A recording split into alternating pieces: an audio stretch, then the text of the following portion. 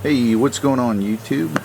So we got here a new little toy that just came in the mail. If you know anything about the items on my channel, they're generally all budget-friendly items. I'm always striving to get the most inexpensive little gizmos and gadgets for my own personal use. But here we have a basic little simple 4x32 millimeter rifle scope. This is intended to go on an AR15. My buddy had recently gifted me an AR15 out of some spare parts that he had, and so I was looking for something really inexpensive to throw on it, some type of optic, whether it be a red dot or a small compact scope. And I've seen a few other guys mount these on their 223s and 5.56s, and the reviews are pretty good. It averages about 4.5 stars out of 5, and the comments were encouraging. Lots of folks say that these generally hold up. Of course, they're all made in China, but the packaging does seem to be relatively hit or miss. Over here, this is the it's got the range finder reticle. I don't know if you'll be able to see that well. So we have our different elevations to, but then again, you can only reach out so far with a 4x32 scope. This is a non-adjustable zoom, so it is fixed at a 4 power. So that first number is fixed at a 4 power. So we got here a little marker on the side. We got one-piece tube. It has the range finder reticle, so our crosshairs, just like shown over here. And this can be purchased at Amazon right now for $19.99 plus shipping and handling and taxes, of course. They actually had it on sale for a couple of days, and I missed the window because it was I think 10% off, or it was only $17.99 at that point. So I kind of wish I would have pulled the trigger and bought a couple of these, because the reviews are encouraging, and I've purchased a lot of inexpensive scopes and they all generally work. Granted, it's when you have a large collection of rifles, it's nice to have a lot of different scopes instead of moving a scope from one rifle to the other all the time. So let's go ahead and open this guy up real quick. See if I can shake it open here. Alright, so a little pop off top there. Let's see our contents.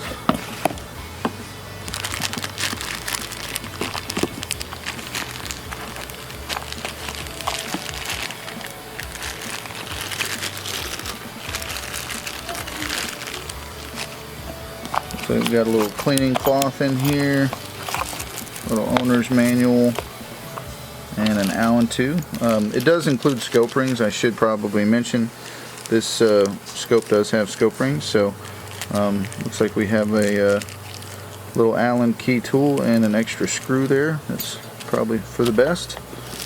Little cleaning cloth to help keep everything tip top. Owner's manual and this scope. Now this is advertised as being, let's see, where did it say it? You see, here it is. So right there, it's advertised completely sealed and nitrogen filled, 100% shot proof, waterproof, and fog proof. Limited lifetime warranty. Built on strong cardan joint platform to fulfill the most demanding requirements. Sapphire coated lenses to ensure maximum utilization of all ambient lights to optimize resolution and clarity. That sounds nice. I hope it does that, because I have some scopes that advertise that and they don't always work. Slide off the packaging here. I feel like my camera's just a little too close. And let's roll this guy out of here. Alright, so our scope rings are mounted on here. Got some cheapy lens covers, not worth much. It's not plastic, which is nice. Like I was saying, it is a 4x32. It says, let's see, Class LT 4x32 MR. I do like the little logo there. That's kind of nice. Sniper. Got some bolt head adjustment, tightening screws. I kind of like these because you can get a wrench and kind of clamp down on your deal. You don't have to grab a penny or a coin to tighten up your scope rings, which is nice. And we've got a focus adjustment. Does it work? Does it spin? Doesn't feel like it. I think it's just on there really tight.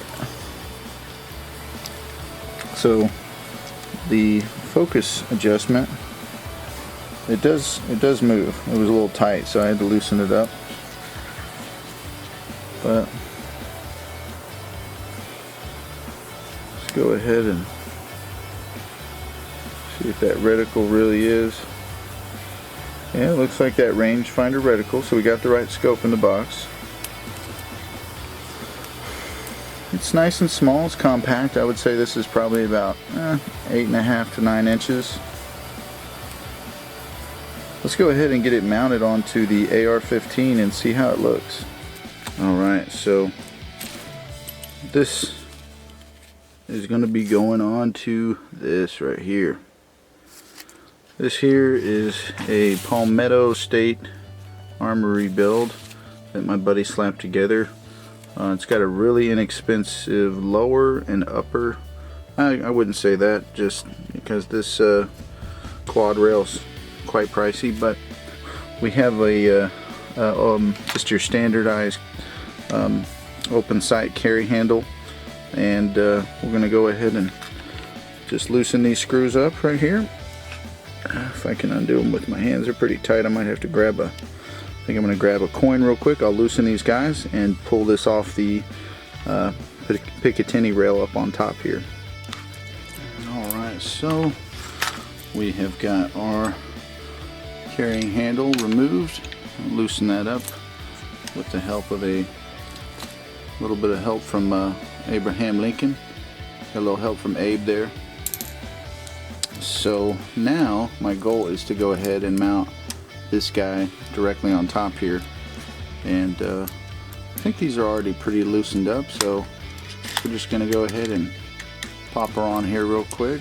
Pretty simple, and a big plus that some of these rifles advertised, you know, these really inexpensive ones, they do not have these bolts in the Picatinny rail scope ring mounts.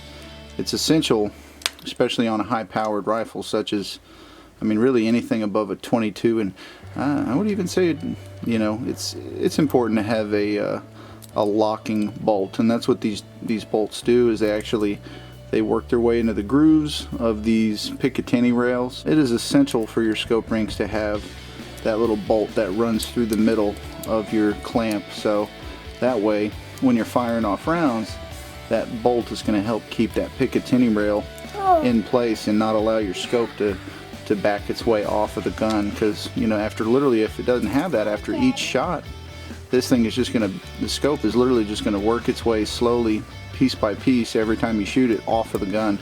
So definitely important to have these.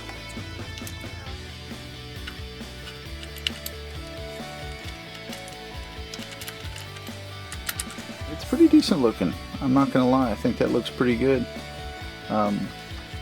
You know, on both sides, I went ahead and used the little Allen key that was provided, and went ahead and got it tightened up on these upper mounts for the scope rings, and I just went ahead and finger tighten these, and I'll crank them down with, I'll tighten them up pretty good with the wrench. But I think that looks pretty decent. So I'm excited to see how it does. This front side, I'm probably going to have this guy removed up here in the front, just because it's pretty tall. I'm not really sure how to do that. I'll have to get with my friend on that. But got room for you know, so much going on with these quad rails. We got room for a little laser pointer and maybe like a tactical flashlight on the lower half here. But I'm going to keep it pretty simple for starters. The scope does still allow, you know, clearance to where I can get around the charging handle, so that's good. I've got an empty magazine. My buddy gave this to me with no ammo, so I had to wait until some ammo showed up at the store, and I was able to grab some. But hopefully that scope holds up. I'll have to show a little bit of footage of us popping off a few shots with this guy. But I think looks like it'll do the trick. Of course, it's pointing directly at that front sight, but I was looking through it and I can still see, so it's, I don't know, it's obviously gonna be in the way, so we'll have to work on getting that removed. But overall fitment, I mean, I think it looks nice and compact, and with this AR only having a I think it's a 10-inch barrel or something similar to that. It's I mean, relatively short-inch barrel, and it has a little muzzle breaker. My buddy put everything on this rifle, so I literally got this as is. If any of you guys are contemplating checking out this scope, I mean, for $20, I think it is probably the most affordable AR-15 or AR scope that you can mount. It's nice and compact. It looks nice. It goes with the rifle, and it has good clearance. Allows you to see your target. And like I said, you know, charging handle, I can still grab that pretty decent. But let's actually get outside, load this thing up, and see if we can't sight it in, because that's always the fun part about putting a new scope on.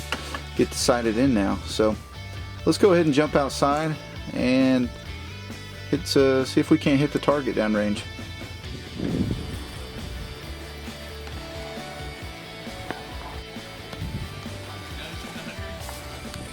This is the 76 round magazine.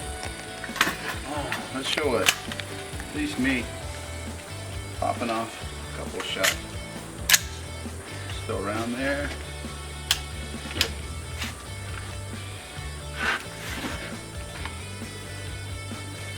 And this is with the 4x32 rangefinder optic.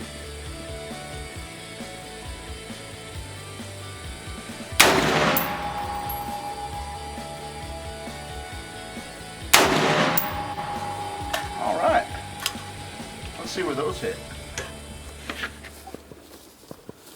So this is roughly 45 yards, and we popped off a couple shots from the little AR build that my buddy gave me.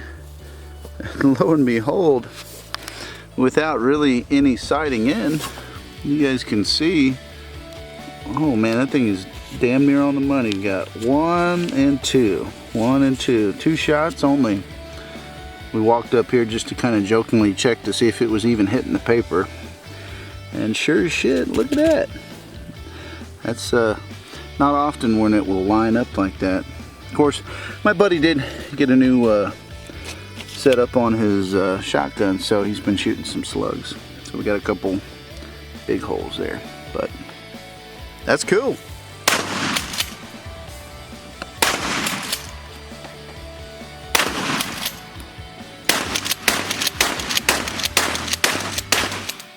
I think that just about does it for the 10.5-inch barrel 5.5/223 AR. This optic was it was fun. We had a short run, only shot off a few rounds, and it's already ready to go. So guess we'll leave it at that.